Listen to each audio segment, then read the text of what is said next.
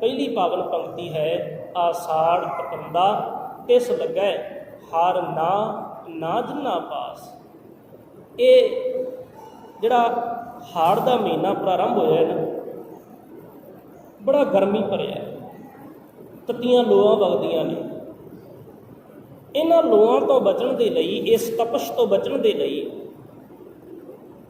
मनुख ने बड़े तरह के यतन किए। संघनी शानदार रुख हेठां बैठा,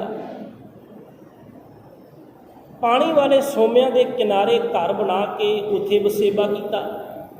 जिहदे कोले कोई धन दौलत माया ज़्यादा सी, उसने गर्म इलाके छड्ड के ठंडिया इलाकों में वसेबा कर लिया। ये एक यतन है, एक वसीला है इस तपश तो बचण के लिए हाड़ के महीने की।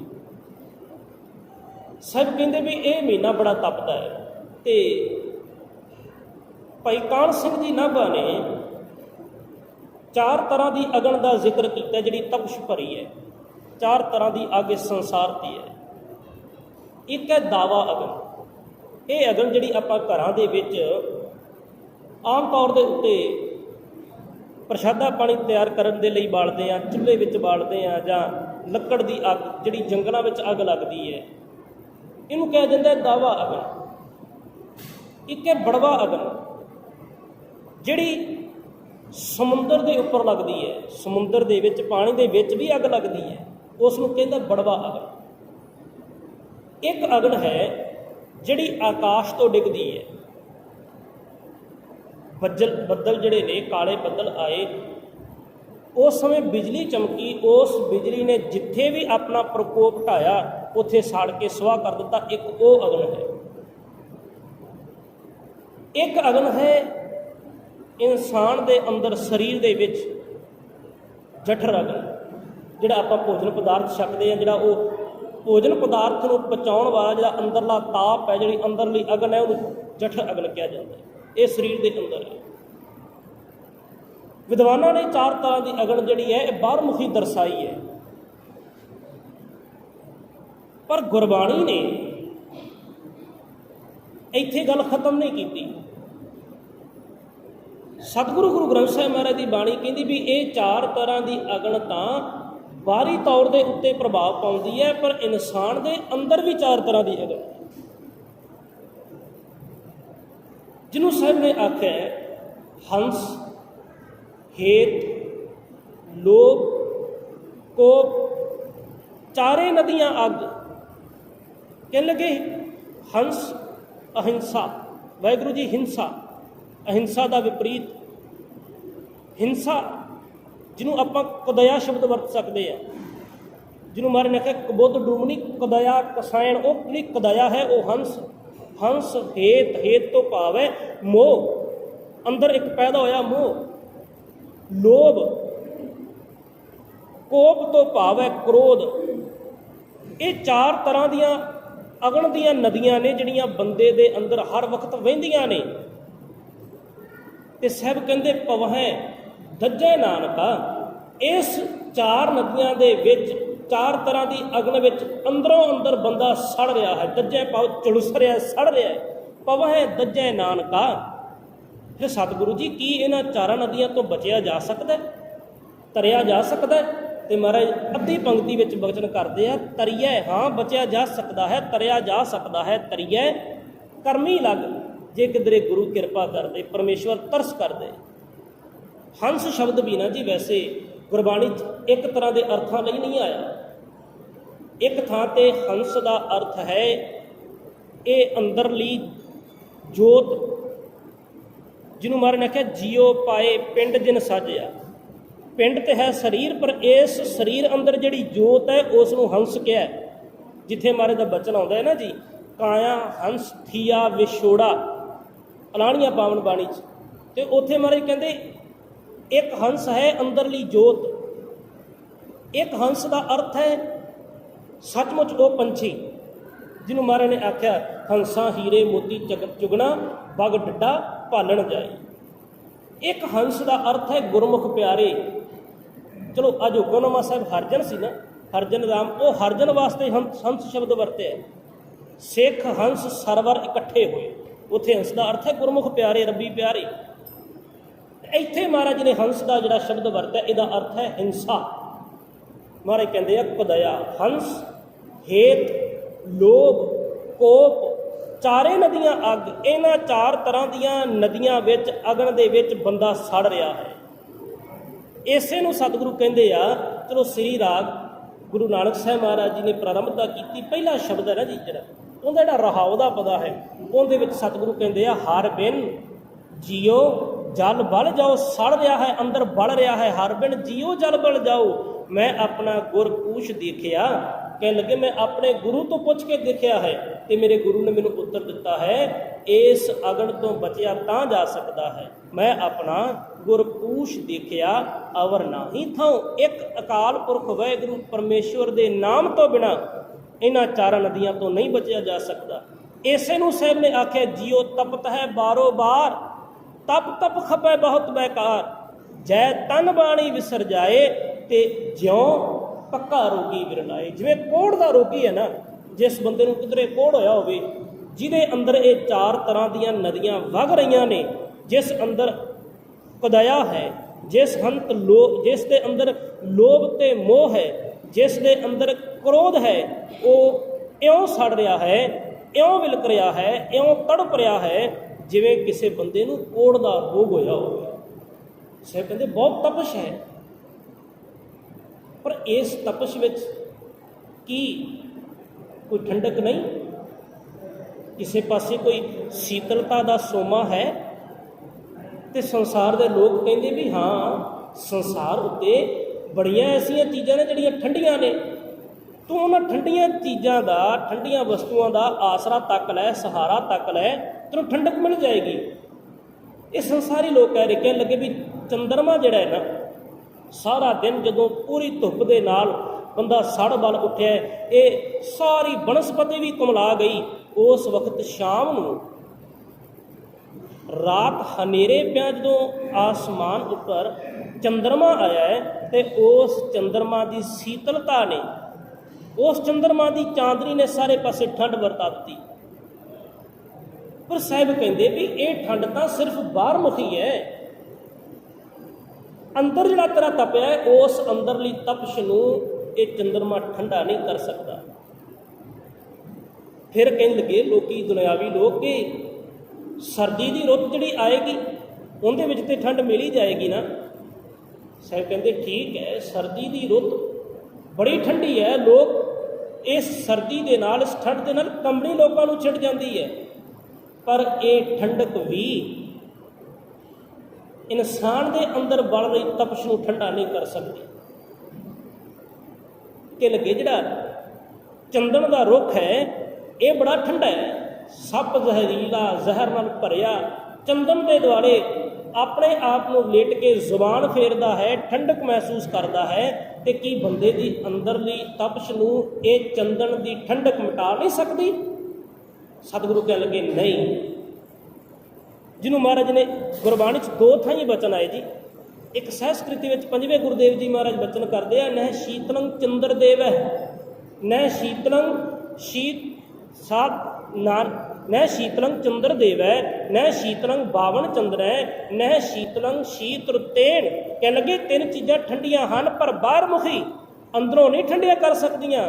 ਫਿਰ ਸਾਹਿਬ ਜੀ ਜਵਾਬ ਦਿਓ, ਉੱਤਰ ਦਿਓ, ਕੀ ਕਿਹੜੀ ਐਸੀ ਚੀਜ਼ ਹੈ ਜਿਸ ਦੇ ਕੋਲ ਗਿਆ ਸਾਡਾ ਅੰਦਰ ਠੰਡਾ ਹੋ ਜਾਏਗਾ?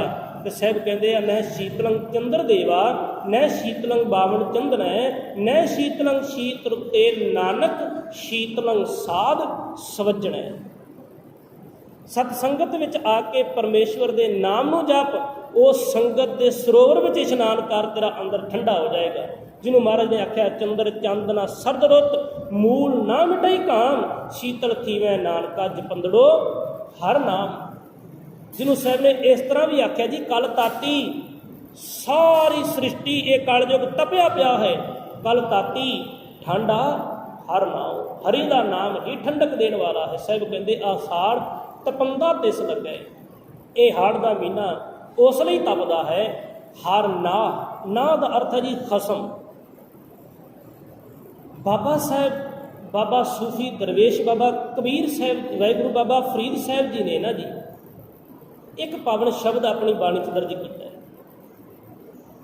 ਬਾਬਾ ਸਾਹਿਬ ਕਹਿੰਦੇ ਵੀ ਅੰਦਰ ਤਪਿਆ ਪਿਆ, ਝੁਲਸਿਆ ਪਿਆ, ਤਪ ਤਪ ਲੋਹੇ ਲੋਹੇ, ਹਾਥ ਮਰੋੜੋਂ, ਹਾਥ ਮਰੋੜੋਂ ਤੋਂ ਭਾਵ ਮੈਂ ਹੱਥ ਮਾਰਦੀ ਪਈ ਆ। ਬਾਵਲ ਹੋਈ ਸੋ ਸ਼ਹਿ ਲੋਰੋਂ, ਬਾਵਲ ਹੋਈ ਤੋਂ ਭਾਵ ਕਮਲੀ ਹੋ ਕੇ, ਸੋ ਸ਼ਹਿ ਲੋਰੋਂ, ਸ਼ਹਿ ਤੋਂ ਭਾਵ ਇੱਕ ਅਕਾਲ ਪੁਰਖ ਵਾਹਿਗੁਰੂ ਖਸਮ, ਮੈਂ ਉਸ ਖਸਮ ਨੂੰ ਲੋੜਦੀ ਹਾਂ। ਬਾਵਲ ਹੋਈ ਸੋ ਸ਼ਹਿ ਲੋਰੋਂ, ਤੈ ਸ਼ਹਿ ਮਨ ਮੈਂ ਕੀਆ ਰੋਸ, ਮੁਝ ਅਵਗਣ ਸ਼ਹਿ ਨਾਹੀ ਦੋਸ਼। ਮੈਂ ਖੁਦ ਆਪ ਉਸ ਖਸਮ ਨਾਲੋਂ ਟੁੱਟੀ ਹੋਈ ਹਾਂ।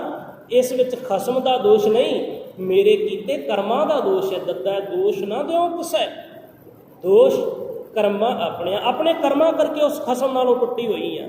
ਤੇ ਜਿੰਨੀ ਦੇਰ ਤੱਕ ਉਹ ਖਸਮ ਨਹੀਂ ਮਿਲਦਾ ਉਨੀ ਦੇਰ ਤੱਕ ਅੰਦਰ ਠੰਡ ਨਹੀਂ ਪੈਂਦੀ। ਸੰਸਾਰ ਸੱਚਮੁੱਚ ਸੜਿਆ ਪਿਆ ਅੰਦਰਲੀਆਂ ਇਹਨਾਂ ਚਾਰ ਨਦੀਆਂ ਦੇ ਕਰਕੇ। ਬਾਹਰੀ ਤੌਰ ਦੇ ਉੱਤੇ ਬੰਦਿਆਂ ਨੇ ਨਾ ਬੜਾ ਆਪਣੇ ਆਪ ਨੂੰ ਠੰਡਾ ਦਿਖਾਉਣ ਦਾ ਯਤਨ ਕੀਤਾ, ਪਰ ਅੰਦਰਲੀਆਂ ਇਹਨਾਂ ਚਾਰ ਨਦੀਆਂ ਕਰਕੇ ਬੰਦਾ ਤਪਿਆ ਪਿਆ। ਚਲੋ ਕੱਲ੍ਹ ਵੀ ਆਪਾਂ ਭਾਈ ਸੁਥਰਾ ਸ਼ਾਹ ਜੀ ਦਾ ਜ਼ਿਕਰ ਕੀਤਾ ਸੀ, ਸਬੱਬੀ ਅੱਜ ਵੀ ਉਹਨਾਂ ਦੀ ਇੱਕ ਗਾਥਾ ਮੈਨੂੰ ਯਾਦ ਆਈ। ਇਹ ਗੁਰੂ ਗੋਬਿੰਦ ਸਿੰਘ ਸਾਹਿਬ ਮਹਾਰਾਜ ਦੇ ਸਮੇਂ ਦੀ ਘਟਨਾ ਹੈ। ਸਤਿਗੁਰੂ ਗੁਰੂ ਗੋਬਿੰਦ ਸਿੰਘ ਸਾਹਿਬ ਮਹਾਰਾਜ ਆਨੰਦਾਂ ਦੀ ਪੁਰੀ ਵਿੱਚ ਦੀਵਾਨ ਲਾ ਕੇ ਬੈਠੇ ਆ। ਇੱਕ ਸਾਧੂ ਆਇਆ, ਉਸ ਸਾਧੂ ਨੇ ਆਪਣੇ ਸਰੀਰ ਉੱਤੇ ਸਵਾਹ ਮਲੀ ਹੋਈ ਹੈ।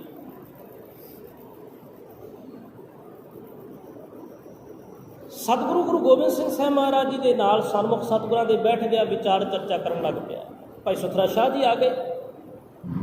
ਭਾਈ ਸੁਥਰਾ ਜੀ ਦੇਖਦੇ ਆ ਵੀ ਇਸ ਬੰਦੇ ਦੇ ਸਰੀਰ ਦੇ ਉੱਤੇ ਸਵਾਹ ਮਲੀ ਹੋਈ ਹੈ।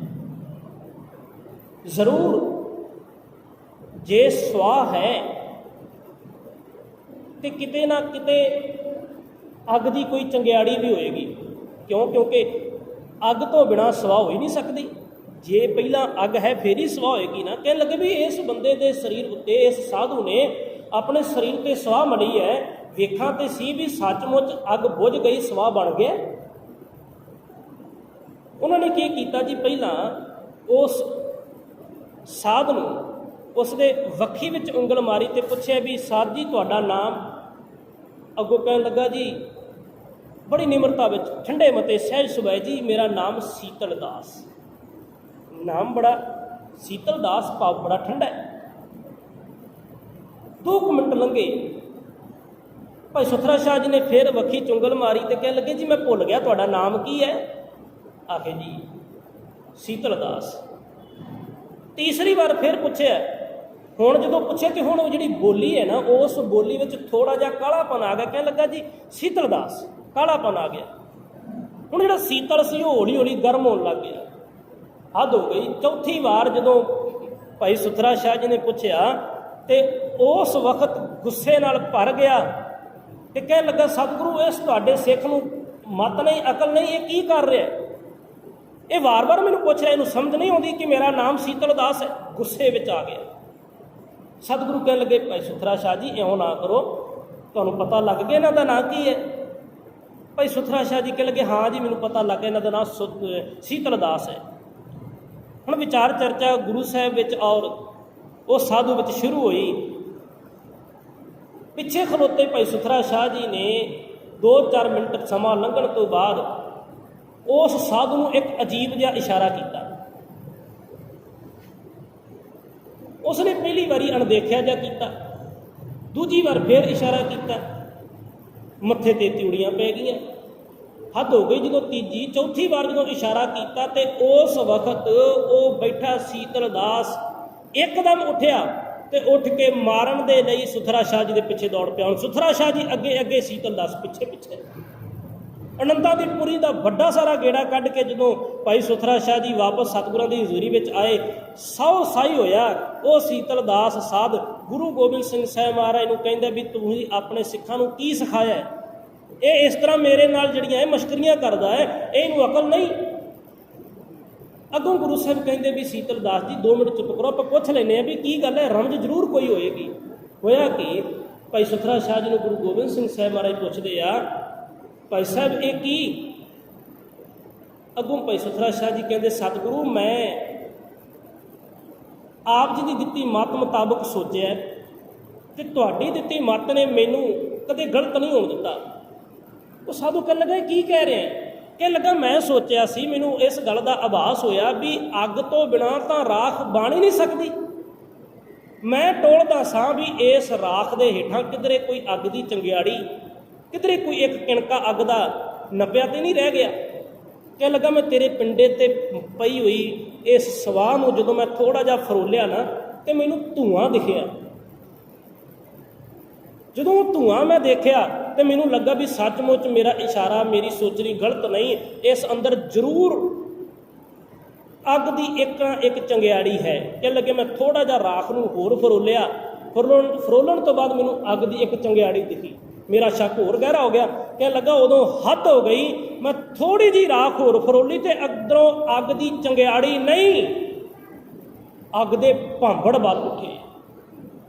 ਤੇਰਾ ਅੰਦਰ ਤਪਿਆ ਪਿਆ ਹੈ, ਪਿੰਡੇ ਤੇ ਤੂੰ ਸਵਾਹ ਮਲੀ ਹੈ, ਪਰ ਅੰਦਰ ਨਾਮ ਤੇਰਾ ਸੀਤਲ ਦਾਸ ਹੈ, ਪਰ ਅੰਦਰ ਤੇਰੇ ਸੀਤਲਤਾ ਨਹੀਂ, ਅੰਦਰ ਤੂੰ ਹਾੜ ਦੇ ਮਹੀਨੇ ਵਾਂਗ ਤਪਿਆ ਪਿਆ ਹੈ। ਸਾਹਿਬ ਕਹਿੰਦੇ ਆ ਆਸਾੜ ਤਪੰਦਾ ਤਿਸ ਲੱਗੈ ਹਰ ਨਾ ਜਿਨ੍ਹਾਂ ਪਾਸ, ਜਿਨ੍ਹਾਂ ਦੇ ਪਾਸ ਹਰੀ ਪਰਮੇਸ਼ਵਰ ਖਸਮ ਨਹੀਂ, ਉਹਨਾਂ ਦੇ ਲਈ ਇਹ ਹਾੜ ਦਾ ਮਹੀਨਾ ਬਹੁਤ ਤਪਸ਼ ਭਰਿਆ ਹੈ।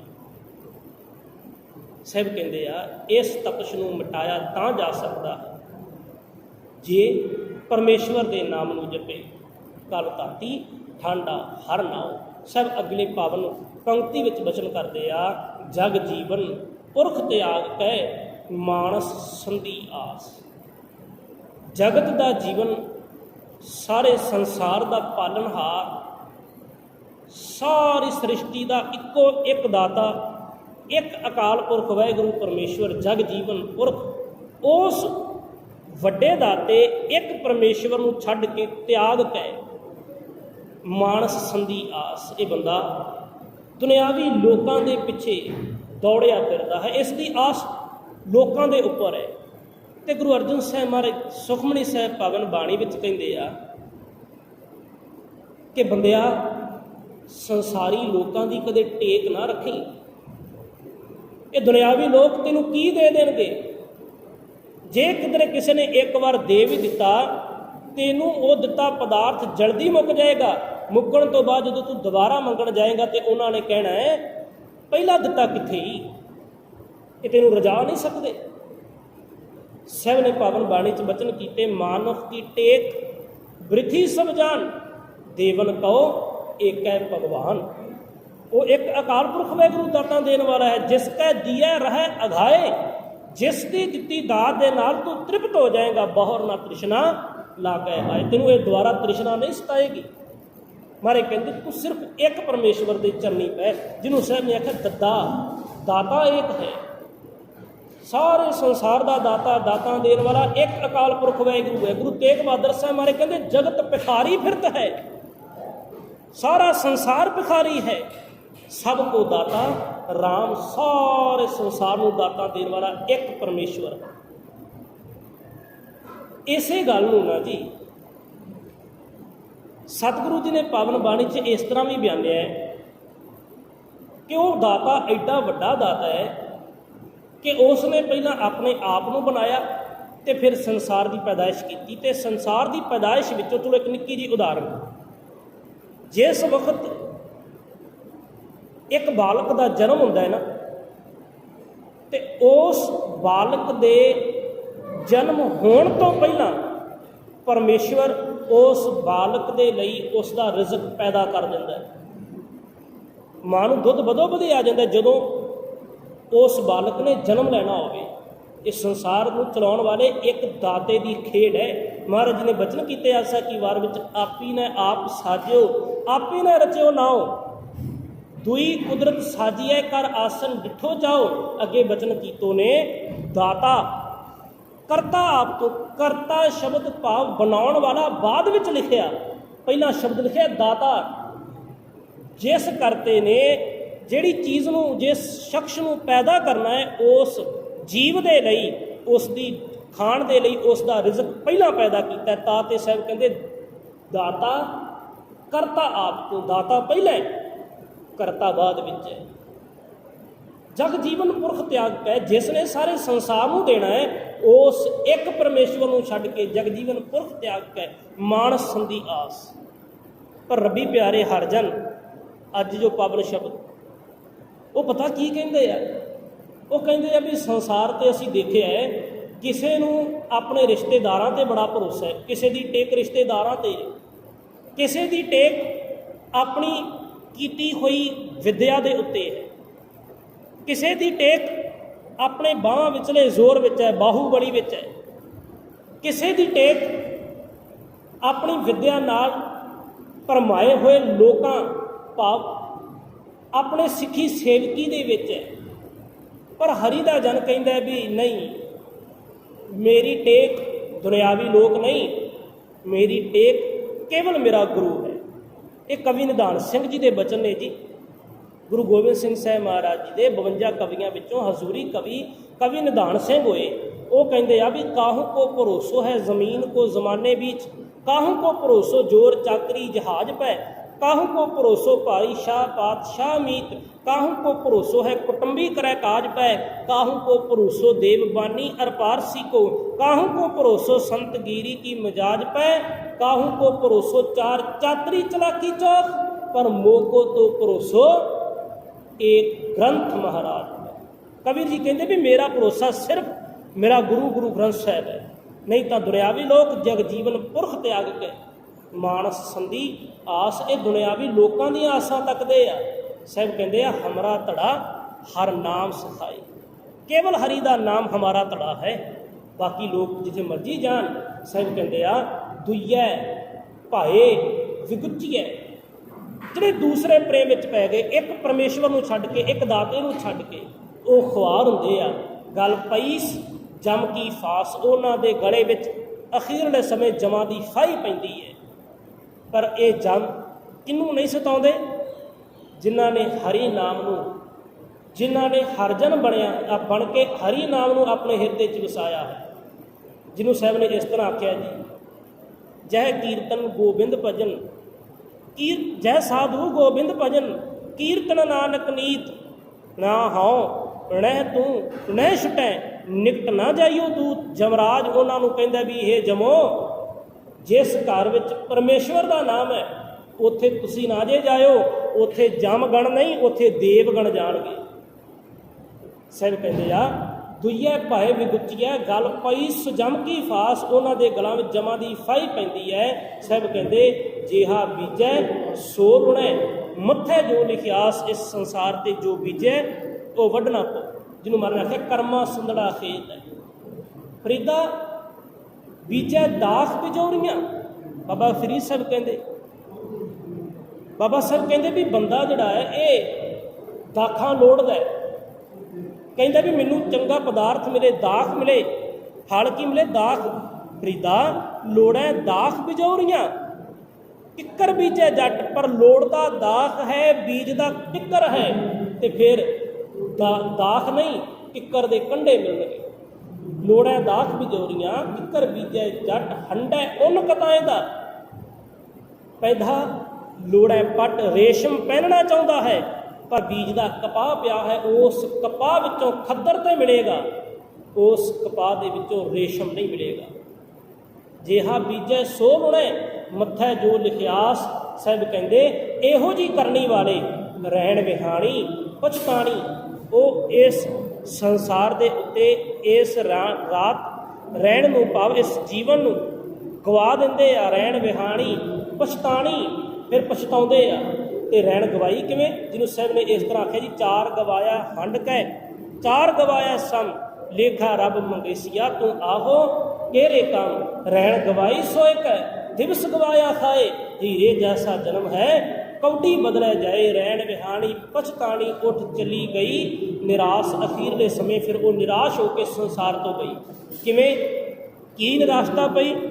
ਇਹਨੂੰ ਭਗਤ ਤਰਲੋਚਨ ਜੀ ਨੇ ਇਸ ਤਰ੍ਹਾਂ ਆਖਿਆ, ਅੰਤਕਾਲ जो लक्ष्मी सिमरै। ऐसी चिंता मैं जे मरै सर्प जोन बल बल अवतरै री बाई गोबिंद नाम मत बीसरै। ਜਿਹੜੇ ਲੋਕ ਇਸ ਮਨੁੱਖਾ ਜਨਮ ਵਿੱਚ ਅੰਤਕਾਲ ਸਮੇਂ ਦੁਨਿਆਵੀ ਆਪਣੀ ਬਿਰਤੀ ਨੂੰ ਧਾਰਨ ਕਰਦੇ ਆ, ਕਹਿਣ ਲੱਗੇ ਵੀ ਉਹ ਖੁਆਰੀ ਹਾਸਲ ਕਰਦੇ ਆ, ਉਹ ਫਿਰ ਉੱਠ ਚਲੀ ਗਈ। ਨਿਰਾਸ਼ ਵਾਲਾ ਜੀਵਨ ਉਹਨਾਂ ਦਾ ਹੁੰਦਾ ਹੈ। ਸਾਹਿਬ ਕਹਿੰਦੇ ਜਿਨ ਕਉ ਸਾਧੂ ਭੇਟੀਐ। ਅਸਲ ਵਿੱਚ ਜਿਨ੍ਹਾਂ ਨੂੰ ਪੂਰਾ ਗੁਰੂ ਮਿਲ ਗਿਆ, ਜਿਨ੍ਹਾਂ ਨੂੰ ਸੰਗਤ ਮਿਲ ਗਈ, ਸੋ ਦਰਗਾਹ ਹੋਏ ਖਲਾਸ। ਉਹ ਅਕਾਲ ਪੁਰਖ ਵਾਹਿਗੁਰੂ ਪਰਮੇਸ਼ਵਰ ਦੀ ਦਰਗਾਹ ਵਿੱਚ ਸੁਰਖਰੂ ਹੋ ਗਏ। ਕਿਉਂ? ਕਿਉਂਕਿ ਗੁਰੂ ਨੇ ਉਹਨਾਂ ਦੇ ਇਸ ਕਰਮਾਂ ਦਾ ਜਿਹੜਾ ਲੇਖਾ ਹੈ ਉਸ ਲੇਖੇ ਨੂੰ ਖਤਮ ਕਰ ਦਿੱਤਾ। ਜਿਹਨੂੰ ਮਹਾਰਾਜ ਆਖਦੇ ਆ ਧਰਮ ਰਾਏ ਦਰ ਕਾਗਦ ਫਾਰੇ। ਦਰਗਾਹ ਗਏ ਖਲਾਸ। ਸਾਹਿਬ ਕਹਿੰਦੇ ਧਰਮ ਰਾਏ ਦਰ ਕਾਗਦ ਫਾਰੇ। ਧਰਮਰਾਜ ਨੇ ਉਹਨਾਂ ਦੇ ਇਸ ਕਰਮਾਂ ਦੇ ਲੇਖੇ ਕਾਗਜ਼ ਨੂੰ ਫਾੜ ਦਿੱਤਾ ਹੈ। ਜਨ ਨਾਨਕ ਲੇਖਾ ਸਮਝਾ। ਕਦੋਂ? ਜਦੋਂ ਜਿਨ ਕਉ ਸਾਧੂ ਭੇਟੀਏ। ਐਸਾ ਗੁਰ ਵਡ ਭਾਗੀ ਪਾਇਆ। ਸਾਹਿਬ ਕਹਿੰਦੇ ਵੀ ਜਿਸ ਨੇ ਅਗਲੀ ਦਰਗਾਹ ਵਿੱਚ ਸੁਰਖਰੂ ਕਰ ਦਿੱਤਾ ਹੈ ਉਹ ਬੜੀਆਂ ਵੱਡੀਆਂ ਭਾਗਾਂ ਨਾਲ ਮਿਲਦਾ ਹੈ। ਸਾਹਿਬ ਕਹਿੰਦੇ ਆ ਕਿ ਉਸ ਗੁਰੂ ਦੀ ਸ਼ਰਨ ਵਿੱਚ ਪਏ, ਪੂਰਨ ਸਾਧੂ ਦੀ ਸ਼ਰਨ ਵਿੱਚ ਪਏ, ਜਿਸ ਨੂੰ ਸਾਧੂ ਮਿਲ ਜਾਏ। ਜਿਨ ਕਉ ਸਾਧੂ ਭੇਟੀਐ ਸੋ ਦਰਗਾਹ ਹੋਏ ਖਲਾਸ। ਕਰ ਕਿਰਪਾ ਪ੍ਰਭ ਆਪਣੀ ਤੇ ਦਰਸ਼ਨ ਹੋਏ ਪਿਆਸ। ਇੱਕ ਅਰਜ਼ੋਈ ਕਰ ਹੇ ਪਰਮੇਸ਼ਵਰ ਤਰਸ ਕਰ ਰਹਿਮਤ ਕਰ। ਇਉਂ ਕਰ ਵੀ ਹੁਣ ਮੇਰੇ ਹਿਰਦੇ ਦੇ ਵਿੱਚ ਸਿਰਫ ਤੇਰੇ ਦਰਸ਼ਨਾਂ ਦੀ ਜਿਹੜੀ ਪਿਆਸ ਹੈ ਨਾ ਉਹ ਪੈਦਾ ਹੋ ਜਾਏ। ਹੁਣ ਅਵਸਥਾ ਇਹ ਬਣ ਜਾਏ ਵੀ ਦਰਸ਼ਨ ਪਿਆਸੀ ਦਿਨ ਸਰਾਤ ਚਿਤਵਾ ਜਨ ਦਿਨ ਨੀਤ ਖੋਲ ਕਪਟ ਗੁਰ ਮੇਲੀਆ। ਕਹਿਣ ਲੱਗੇ ਹੇ ਗੁਰੂ ਤੇਰੇ ਦਰਸ਼ਨਾਂ ਦੀ ਪਿਆਸ। ਦਰਸ਼ਨ ਦੇਖ ਜੀਵਾਂ ਗੁਰ ਤੇਰਾ ਪੂਰਨ ਕਰਮ ਹੋਏ ਭਰਾ ਮੇਰੇ। ਤੇਰੇ ਦਰਸ਼ਨਾਂ ਦੀ ਭੁੱਖ ਮੋਹੇ ਰਹਿਣ ਨਾ ਵਿਹਾਵੈ ਨੀਂਦ ਨਾ ਆਵੈ ਬਿਨ ਦੇਖੇ ਗੁਰ ਦਰਬਾਰੇ ਜੀਓ। ਇਹੋ ਜਿਹੀ ਅਵਸਥਾ ਮੇਰੀ ਬਣਾ ਦੇ। ਸਾਹਿਬ ਕਹਿੰਦੇ ਆ ਪ੍ਰਭ ਵਾਹਿਗੁਰੂ ਜੀ ਕਰ ਕਿਰਪਾ ਪ੍ਰਭ ਆਪਣੀ ਤੇਰੇ ਦਰਸ਼ਨ ਹੋਏ ਪਿਆਸ। ਤੇ ਦਰਸ਼ਨਾਂ ਦੀ ਮੈਨੂੰ ਪਿਆਸ ਲੱਗ ਜਾਏ। ਸਾਹਿਬ ਕਹਿੰਦੇ ਪ੍ਰਭ ਤੁਧ ਬਿਨ ਦੂਜਾ ਕੋ ਨਹੀਂ। ਹੇ ਪ੍ਰਭੂ ਜੀ ਤੁਹਾਡੇ ਤੋਂ ਬਿਨਾਂ ਇਸ ਸੰਸਾਰ 'ਤੇ ਹੋਰ ਕੋਈ ਨਹੀਂ ਜਿਹੜਾ ਇਸ ਤਪਸ਼ ਨੂੰ ਖਤਮ ਕਰ ਸਕੇ। ਨਾਨਕ ਕੀ ਅਰਦਾਸ ਆਸਾੜ ਸੁਹੰਦਾ ਤਿਸ ਲੱਗੈ। ਅਖੀਰ 'ਤੇ ਸਾਹਿਬ ਕਹਿੰਦੇ ਕਿ ਇਹ ਤਪਦਾ ਹੋਇਆ ਹਾੜ ਦਾ ਮਹੀਨਾ ਉਹਨਾਂ ਲਈ ਸੁਖਦਾਈ ਹੈ। ਆਸਾੜ ਸੁਹੰਦਾ ਤਿਸ ਲੱਗੈ ਜਿਸ ਮਨ ਹਰ ਚਰਨ ਨਿਵਾਸ।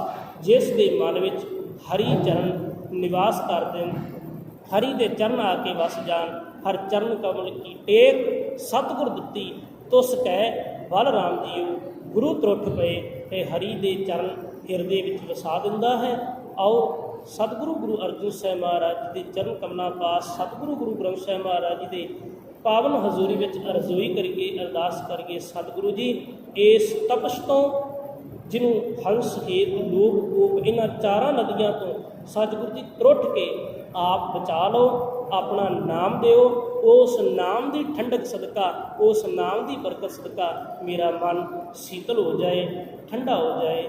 ਬੁੱਢਾ ਨਾਥ ਤਾਰਨੀਆਂ ਜੀ ਦਿਓ ਅਸੀਸ।